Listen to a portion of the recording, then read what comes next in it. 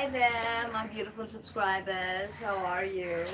So, yes, it's looking a little dark on the face right now. I just checked.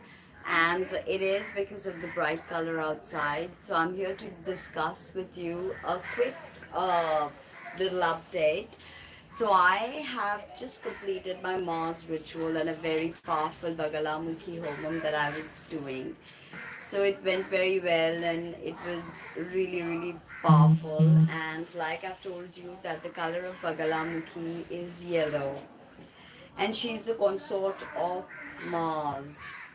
So today is a good day to propitiate her, to pay obeisance and stuff like that.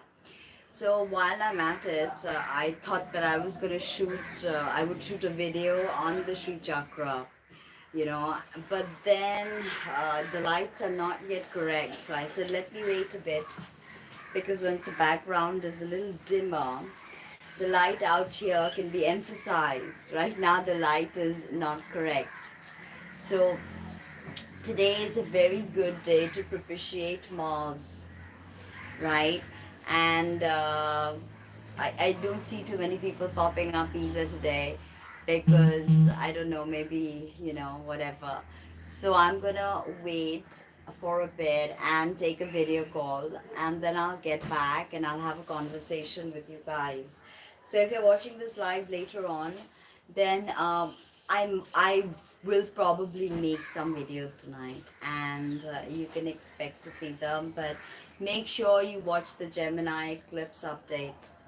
Alright, so the light is flickering right now, and once it stabilizes, then I'm gonna make the video. So let's hope that today was a good day for you, because Mars is now finally direct, and with Mars direct, there's a lot of movement, and today was one such Tuesday when Mars was direct. So after a long retrograde, and it felt like really nice, although this month Mars moved about 2 degrees only. So it still had that,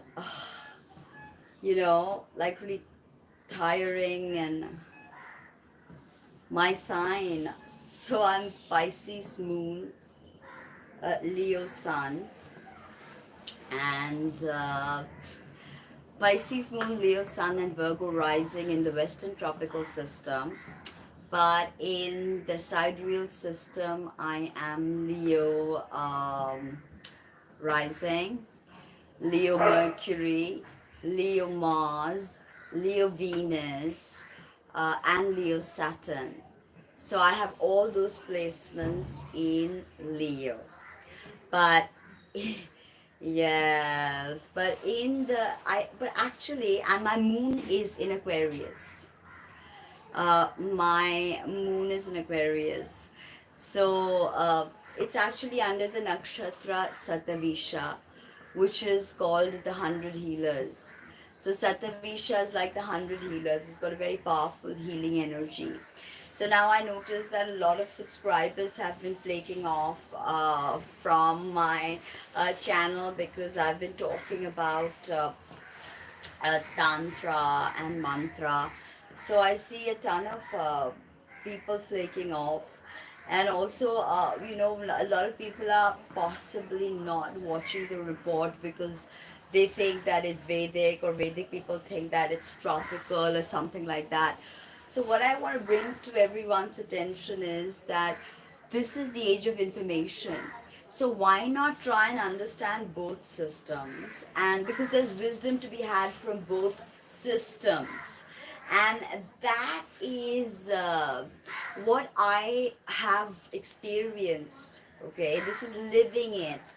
That understanding both the systems is actually very powerful, because when you start to see the synchronicity, when you start to see the commonality of human myths, of human legends, of human archetypes, when you start looking at commonalities, and you start syncretizing all the information, it's only at that point do you really understand that, wow, we are actually one. We are a profound expansion of consciousness in diverse different ways. So I use equal houses because I do Vedic, so I use equal house, okay, whole sign house. And I use traditional rulership. So I went through this switch in between Vedic, because when I was born, my grandfather, who was he was an accountant, but he was also an astrologer and a homeopath. So he sort of he was very interested in my kundli. And I was also born at a very interesting time, 808. And now the 808 is a very interesting time of birth in the morning. So I always was accustomed to my Vedic chart, but then of course I got into theosophy at a very young age, and I read Alice Bailey. So of course I was completely spoiled by Linda Goodman's Sun Signs. I was addicted to that book, right? So I got on board with Western Tropical because I really started identifying with the archetypes. Oftentimes, I see myself channeling more of the Virgo rising archetype than the Leo rising archetype. So for me, it's hello. It's very interesting the way it goes. Sometimes I do learn from the nakshatras, because, as I said, that the nakshatras and the mansions of the moon are very profound in their occult meaning. So if we are to understand our journey, if we are to understand where we are going, it is important to understand those. So I think that a lot of people who are flaking off because they think that, oh, is this Vedic or is this sidereal, let me address you that I think synthesizing is the way to go. Looking at our commonality, and no, I don't have an Adra moon, I have a Satavisha moon. So the 100 healers, as one might say. And I very, very identify with my Western chart, to tell you the truth, because I have that Saturn, and I am right now in Saraswati. I've got that Saraswati rising.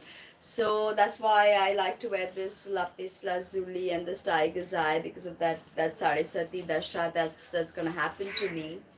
So oh yeah, I have made a video on Adra, because Kate, Adra is the teardrop. Adra nakshatra is one of the most destructive. Okay, so there is a lot of very interesting significations. If you look at the Hellenistic astrologer Vatius Valens, you will see oftentimes he calls Aries watery, because that means he's drawing from the signification of the sidereal houses. So yeah, Ardra is very, very mysterious, but reading Vatius Valiance on one sign ahead would really work, and that's Cancer. And we understand the serious energy, how uh, a very interesting conversation I actually had with my client today, who's a Scorpio. Then we got talking about how the light of Cancer literally pours wisdom into Scorpio.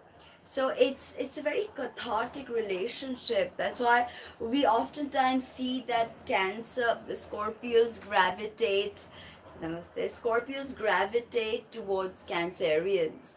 And this is a question that I've been getting from many clients. I wanted to address this while I'm live. That yeah, it's possibly because of that light coming from the Cancerian Sirius gateway, from Canis Majoris. From, even the Dogons knew about the Sirius system, because it's actually a dual system, dual stars. So Sirius A, Sirius B. Now, today I will be, as I said, that I have just completed a very precious Havan for a client, and also Bagalamukhi Puja. And today also I do many japas of the Bagalamukhi mantra, and I send healing to people. Especially Mars afflicted people can really benefit from this. Okay, if you have a Mars affliction, if you're Mangalic, so I have been connected to the place, the mythical place called Shambhala. Many of you know that. because there's a crazy connection between um, a lineage of yogis and Shambhala and actually Kriya Yoga and all of this, and how this threads into my life. It's actually a very interesting exposition. So it's also very crazy how I started to. No, it is oftentimes, mistakenly said fountain of youth, because when you look at youth, it actually stems from the elixir of life. It stems from soma. Now, soma is not a literal drink. It's actually, it's actually what is the divine knowledge of Brahma Vidya. So, even in the system of Sri Chakra, now many of you possibly have heard of the Sri Chakra, or Sri Vidya, or Sri Yantra. So, now the thing is that the way I will explain the Sri Yantra is in the tantric manner. So it's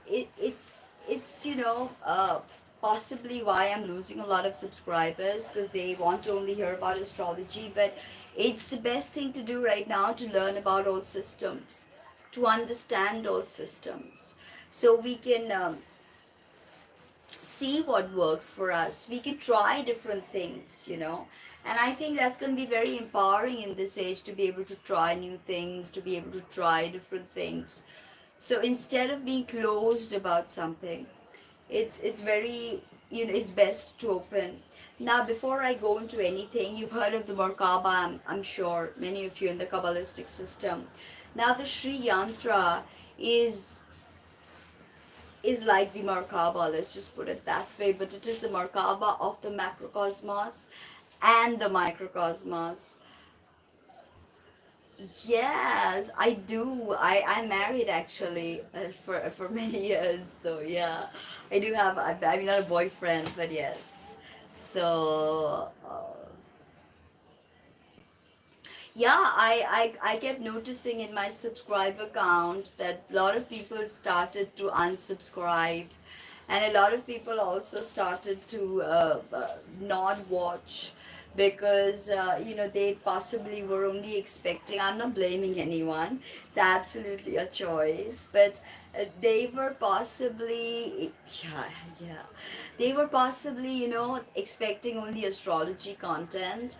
But I just want to tell them one thing, that my job here is that of a syncretist. I'm not here to just talk about Western astrology, or I'm not here to just talk about Vedic astrology, or I'm not just here to talk about Tantra, or I'm not just here to talk about the Picatrix. So, if you are looking for just that, then there are channels that just cater to that.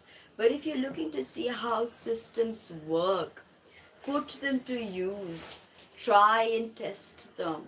If you want to learn from experiential knowledge, not bookish knowledge, if you want to see how systems are,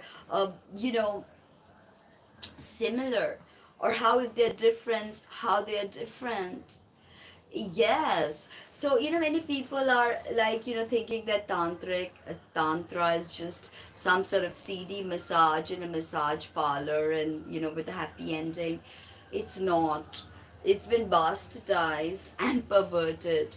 So, what I will be talking to you about is the Sri Yantra, or the Sri Chakra.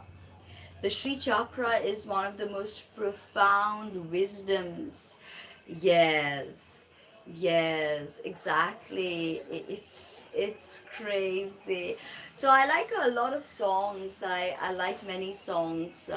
I listen to all kinds of music. So, from spiritual music to old rock music to new modern music. I listen to all kinds of music. I also like electronic music a lot. So, I am quite an eclectic person. I like to try and experiment with different things, different cultures, different types of experiences. I think that's why the soul incarnates. The soul incarnates because it wants to experience things, new things. So it's that simple. And I feel that a lot of us right now are going to go into a different awareness field. A completely, and I sense that today during my ritual.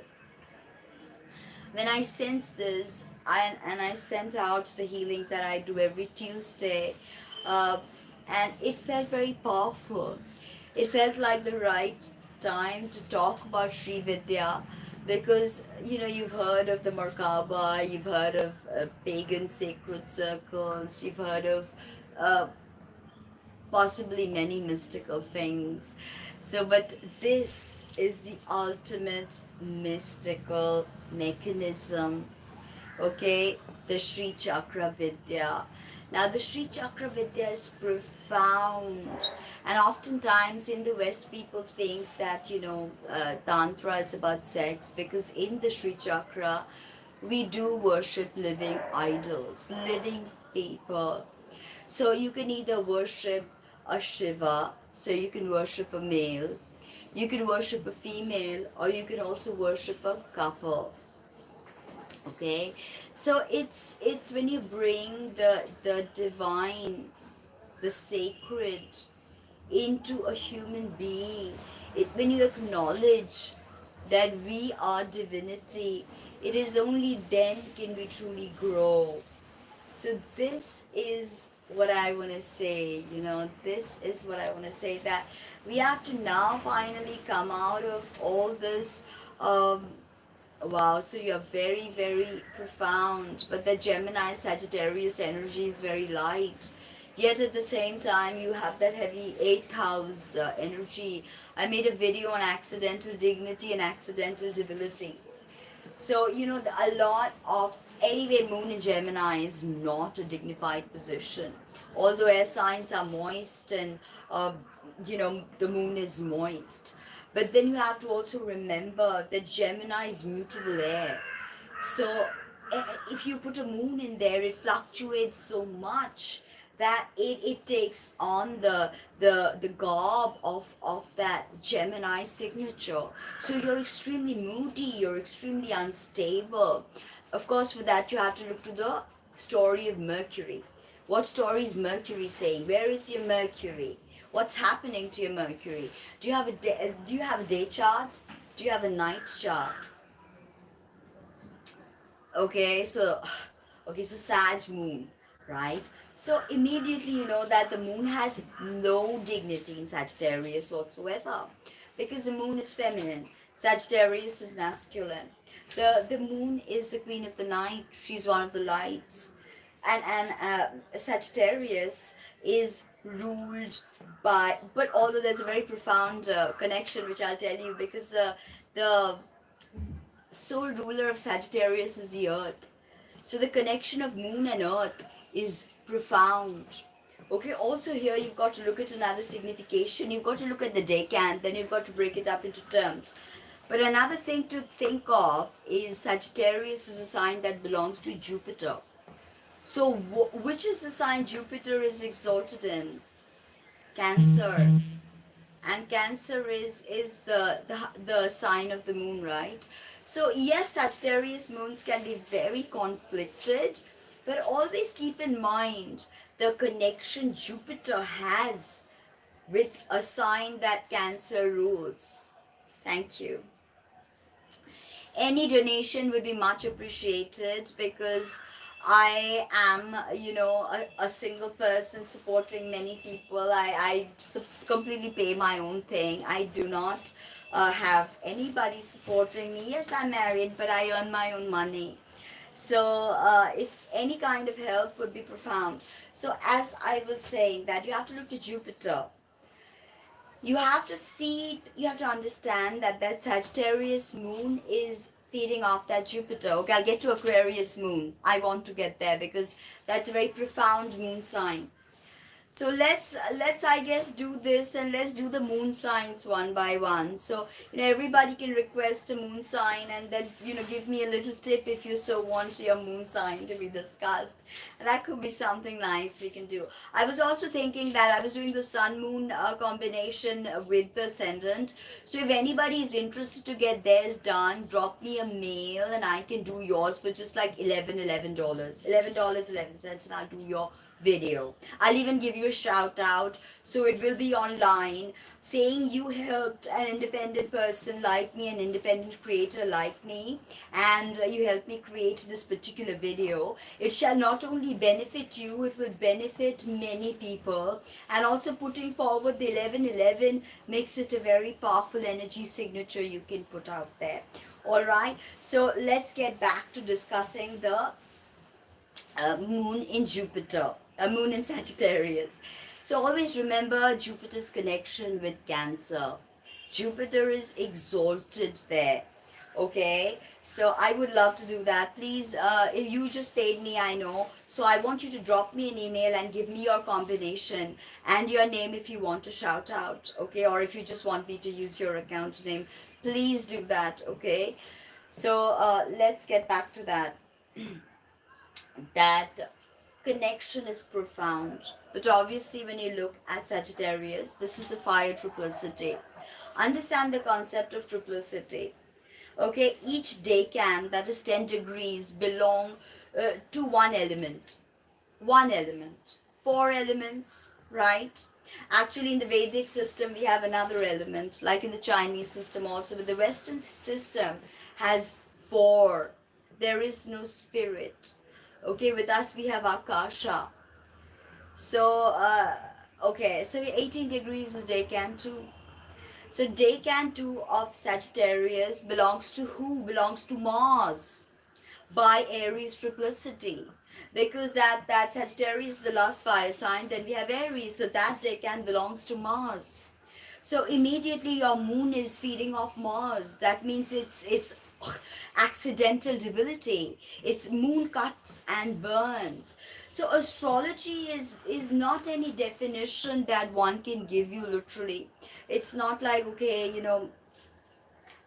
this is how it is, and give you a textbook understanding of it. Astrology is living wisdom. In the Vedic culture, we call astrology Jyotish. And Jyotish means the study of light. What do?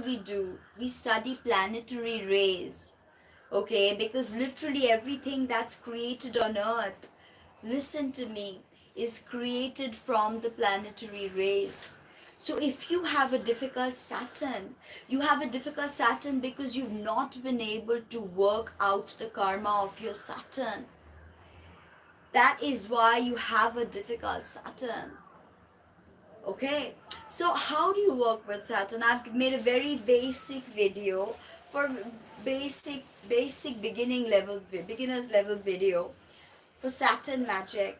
So you can check that out. Okay, Saturn in the first house. Okay, now let's get to Aquarius moon. I remember somebody had asked for Aquarius moon.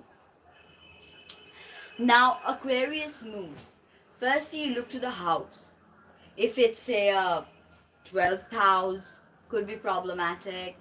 If it's an 8th house, could be problematic. If it's a 6th house, could be problematic, because the 6th house is oftentimes pretty problematic with health, especially with moon, with menstrual cycles, okay, with even conception or being overly fertile. That could also happen. Now, so we were talking about the Aquarius moon, right? And it's not a very fertile place. Thank you. It's not a very fertile place. Why? Because the Aquarius moon is ruled by whom? Is ruled by Saturn.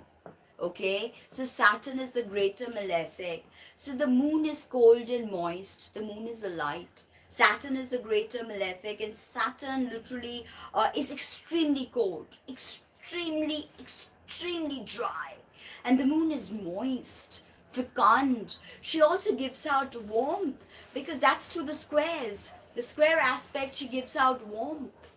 Okay, Why? Because she reflects the light of the sun and she gives it back. That's why she's a light, right? So you immediately understand that the moon is in a very tough spot in Saturn's domain, extremely cold. Aquarius. The thing with Aquarius is it's moist. The sign, because it's an air sign. So it's got that moist and sanguine way about it. Okay, and Saturn can be, it's all about extremes. Now the signification of the fortunes versus the benefics versus the malefics is that the benefics tend towards moderation. Does that mean that Venus and Jupiter do not give us problems? Yes, they do. Uh, Saturn can make someone king in one night. Alright? So, Mars is how we take action, how we move forward. So, how do we understand that? Why would they call malefic? It's because Saturn and Mars do not tend towards moderation. What is moderation? Moderation is balance, equipoise, balance. Without balance, there is no reality. There is no manifestation. There is no holding of the male and the female polarities. Okay, there is only destruction. So everything is about balance. Balance, balance, balance. That is how reality is created. That's how life is created.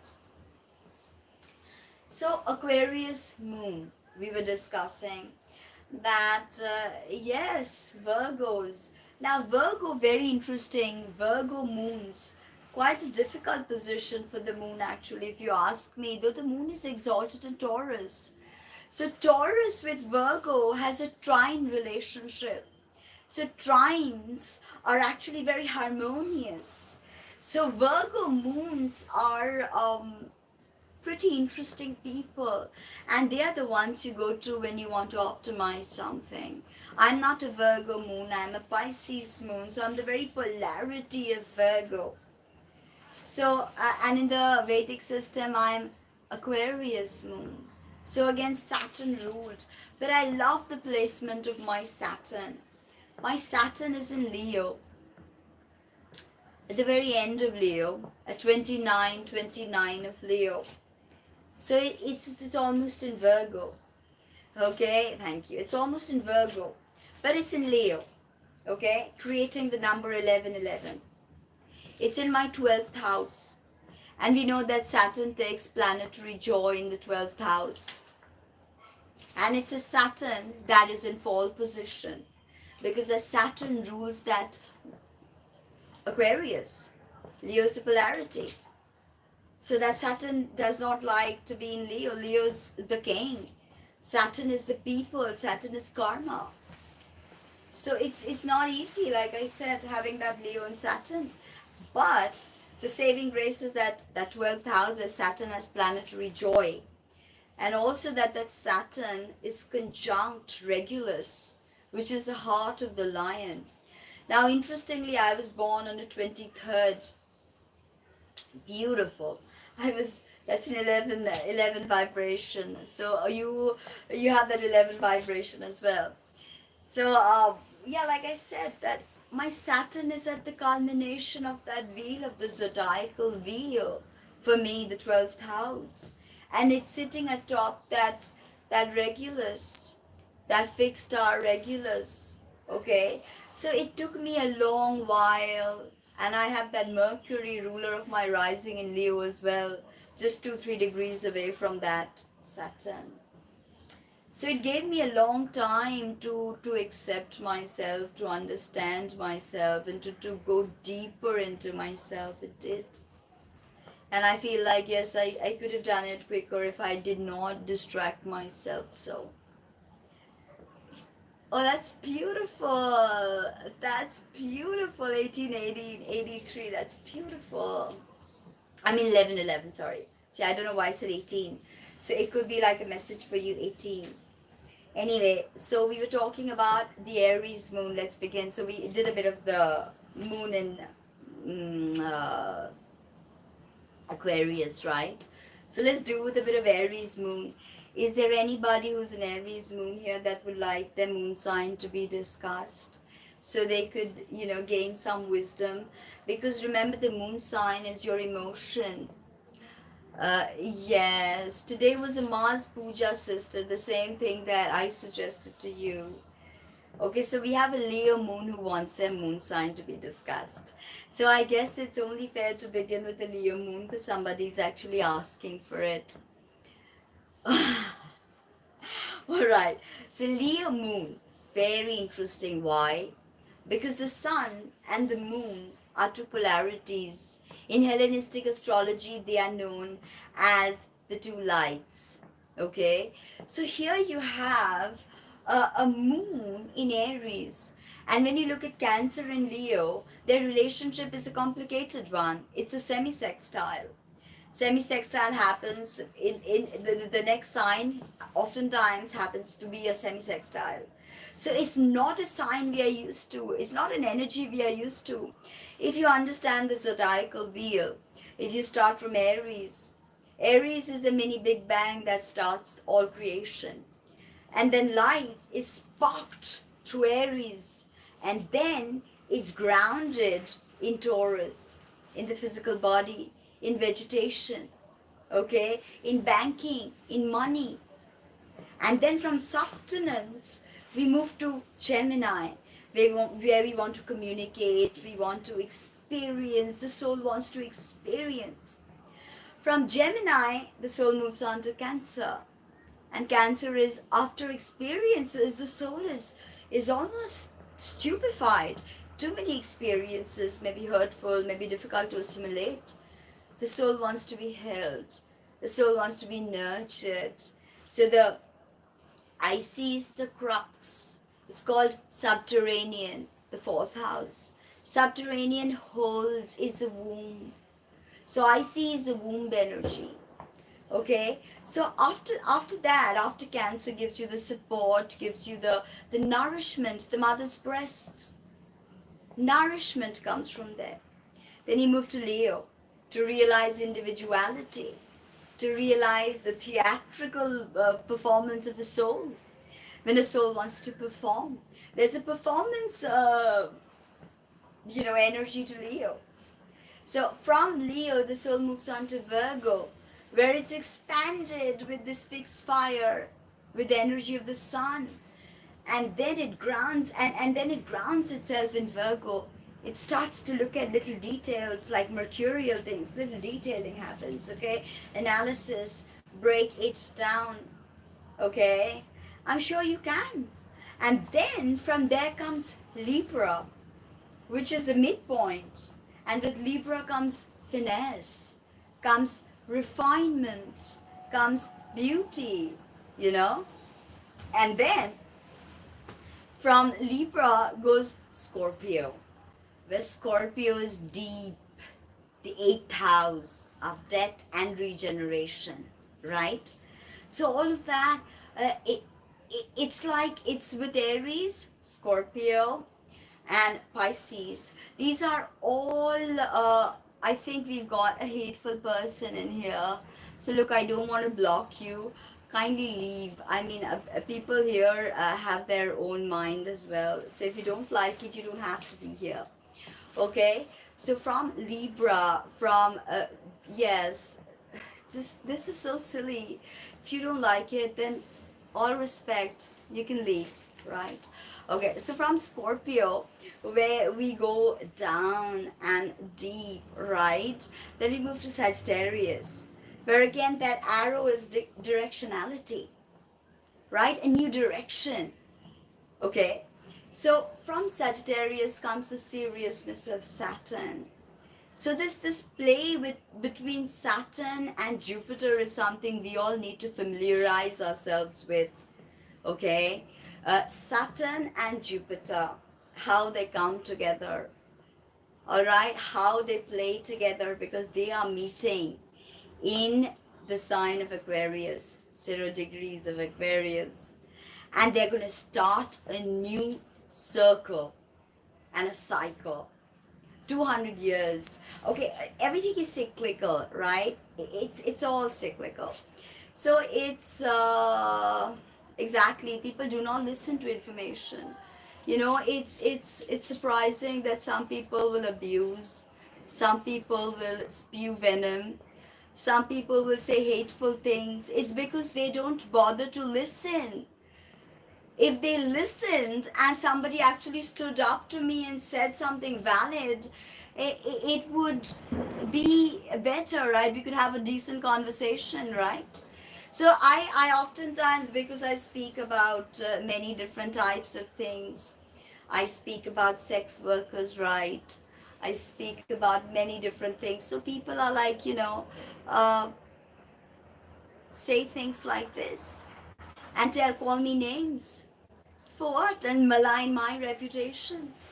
So I've had some people like that, and obviously this gentleman or lady, whoever she or he is not even going to bother to listen, right, to what I'm saying before they start maligning my name, right? We don't know. So anyway, let's move on. So we come to Capricorn to gain mastery. The soul now wants to master everything. So from Jupiterian expansion comes contraction, right? And then from contraction, it moves on to Aquarius. Now, Saturn is the only ruler who has two rulerships, one after the other, Capricorn and Aquarius. No other planet has this particular power in the zodiac. Okay, so okay, this person is saying I have PayPal, so he knows what he's doing. He's not a kid. I think we should just ignore him or her. We don't need to acknowledge that. Then in Pisces is the energy of dissolution. Everything dissolves in Pisces and returns to source code. So the rest can come. Everything is a valley and a mountain and a valley experience in life. Even the waves of Aquarius, they symbolize the valley and the mountain. Valley and the mountain. They're actually symbolic of the sine and the cosine waves of reality. Okay, the manifestation of sine and cosine waves. So it's really a very profound way to truly understand the Leo moon, is to understand that the moon, emotionally, you're very theatrical. You thrive on being extremely dramatic sometimes, but you're very powerful because your moon, who takes light from the sun, is now sitting in the house of the sun, you know. So this is how it's going. So exactly, everything is up and down and up and down and up and down. There's Scorpio moon, hashtag spread love. I just love it when someone's like continuously on. Okay, so Mars moons are problematic and they oftentimes hate women. Not all Scorpio moons, but yeah, it could happen. So the Leo moon person, you need to look at goodbye. So you need to look at where your sun is placed. You need to understand your sun. Do you have a day chart? Do you have a night chart? If you have a night chart, you can be rest assured that you will do well. Your moon will do well because the moon is less burned in a night chart. So yeah, like Venus will do well in a night chart. So even if you have Venus in Virgo in a night chart, and don't forget Venus also rules Virgo by triplicity. So these are things to look at, the significations of each planet, the exaltation rulers of each sign that a planet is traversing through. Okay, so that is what Cap Venus, very interesting placement. Why? Because that Venus and the Saturn share a beautiful relationship actually. Why? because it is through Venus cutting off the scrotum, the testes of Uranus, that Venus was born from his semen. So that was Venus Aphrodite, the froth. And that is so profound because Saturn, being the lord of the seventh planetary sphere, is bringing to us rays. Listen to this, rays from the fixed stars, so that they can pour it into creation. So here we are, sitting and receiving these rays.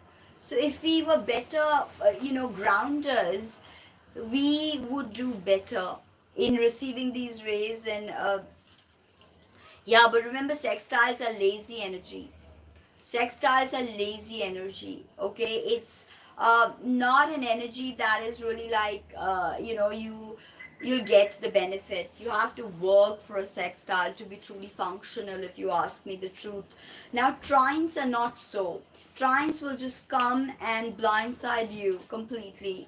So always remember that sextile energy needs development. Squares will force you, because the compression energy becomes so strong that you cannot not react. The opposition is tension of the opposites. So how do you make sense of this? It's you have to, a crisis is going to show up, where you have to balance both these polarities. Then you thesis, antithesis, synthesis. The Hegelian dialect put in the form of a mudra: thesis, antithesis, synthesis. So this is our job, synthesis. Okay, there is always going to be thesis and antithesis. What you say is going to be refuted by 10 people. For instance, we just had this man here saying, I'm a charlatan. Why am I a charlatan? Does he even know what I'm talking about? He's not bothered. Because the way I possibly look or the way I'm possibly dressed is not appealing to him. So he is possibly racially profiling me, Oh, that lady is a Hindu lady with her sari and with her, bracelets and bangles. So this is what the age of Aquarius is not about. Profiling someone. Believe me, we've become so monotonous. It's interesting to learn from our traditions, to reconnect with our ancestors and our traditions.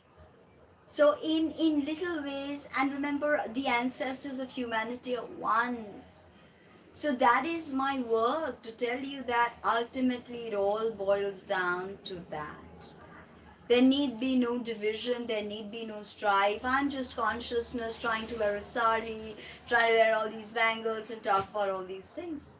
You're possibly a consciousness doing something else and, experiencing life in a different way, looking through it in a different lens. That's how we add information to the Akashic field. Our contribution, one step at a time. So anyway, I think that today was a really nice show, but I'm a bit tired right now, honestly, and this man got like, I did have a very productive live for about an hour now. It's 45 minutes almost.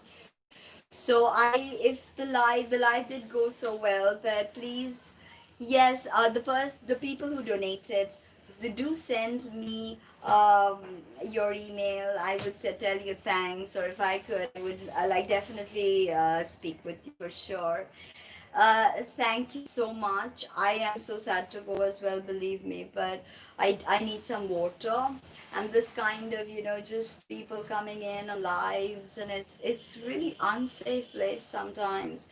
But then, it needs to be done. I need to be here. I need to tell you these things, because I'm honestly not even looking at traditionally growing my YouTube channel the way others are doing. I am putting out so much content out there. It's because I'm needed to do this. I have to do this. It's interesting that so many people are watching. If nobody watched, then honestly, I'd still have to do it.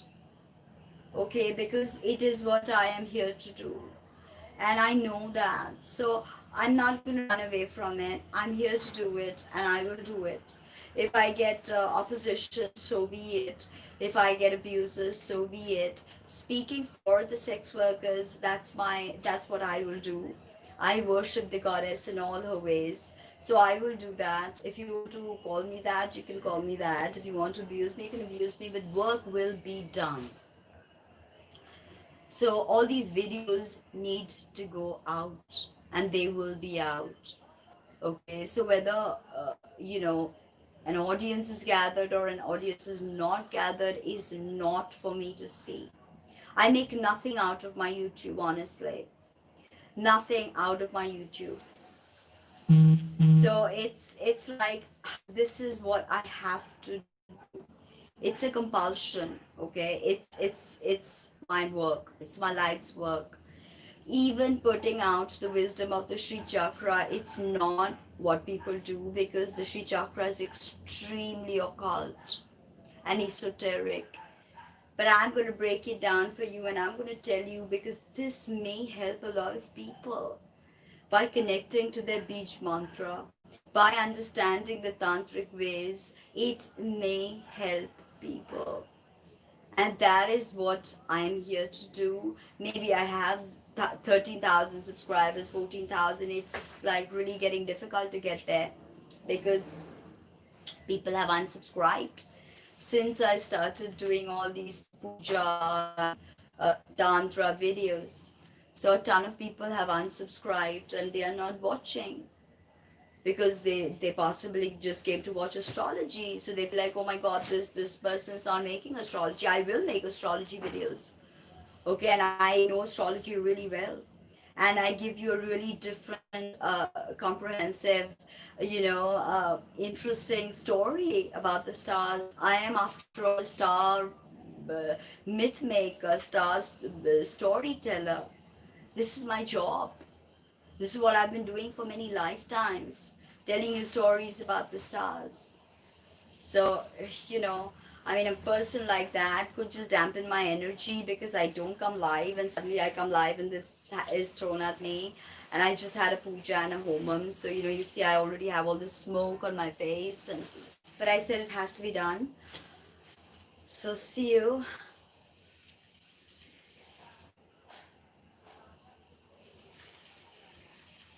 Thank you. Thank you so much for all the support. Thank you. It's really nice being here. Bye.